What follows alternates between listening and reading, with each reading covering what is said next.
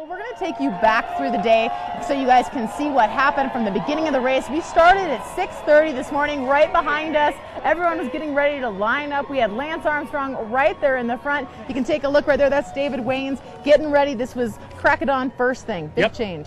And, you know, we turned Ken Klober loose there. You're going to hear the shotgun go off here in just a minute, and that's going to signify the fact that everybody has to be done if they want to win the belt buckle. But look at that. Just a mass of humanity, 1,400 bikers to start this race. And it was cold, and it was rainy this morning. The conditions were not great. No. At 6:30.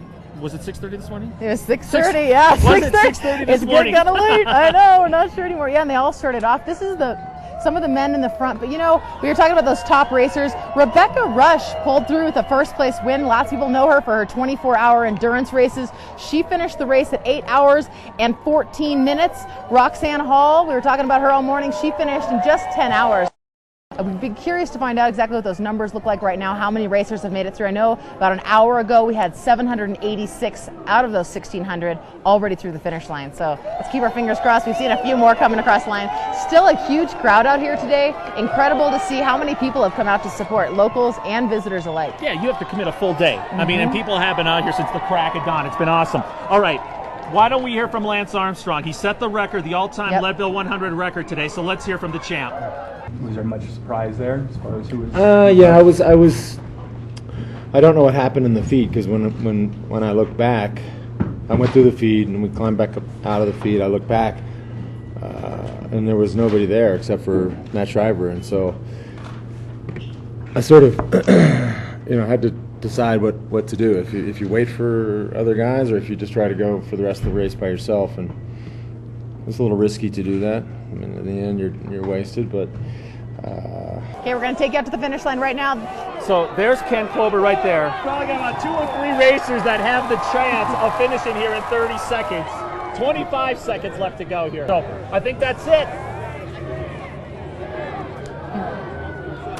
Woo! Okay. He's been waiting to do that all day. I know, he walked up with a shotgun. I wasn't sure what to think. And now he's out there. Finish of the race, Tom. I know. A 12-hour day. This is Lance actually coming up to the approach at Columbine before he turned that corner to finish, and behind him, 10 minutes almost behind him, you have David Waynes. I'm tired just watching him and standing for 12 hours, let alone biking. Yeah. 100 miles.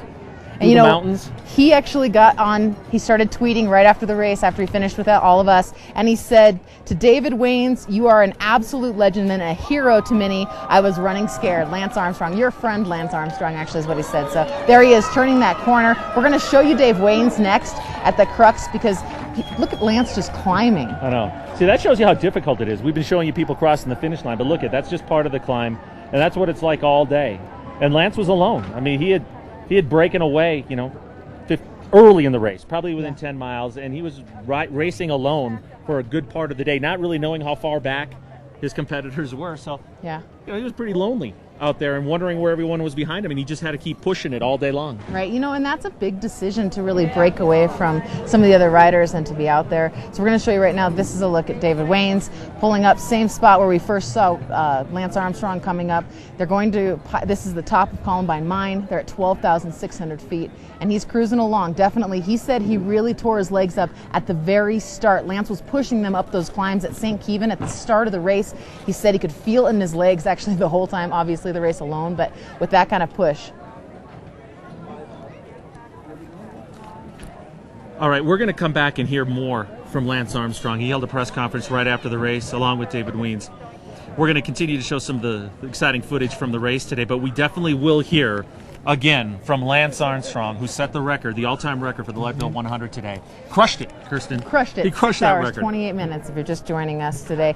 But great day. I mean, anytime you can have Lance Armstrong in your race, and he was on top of his game today. He came to win. Well, on the way out, after St. Kevin's, we had just probably 7 or 8 guys, maybe 6 or 7 guys.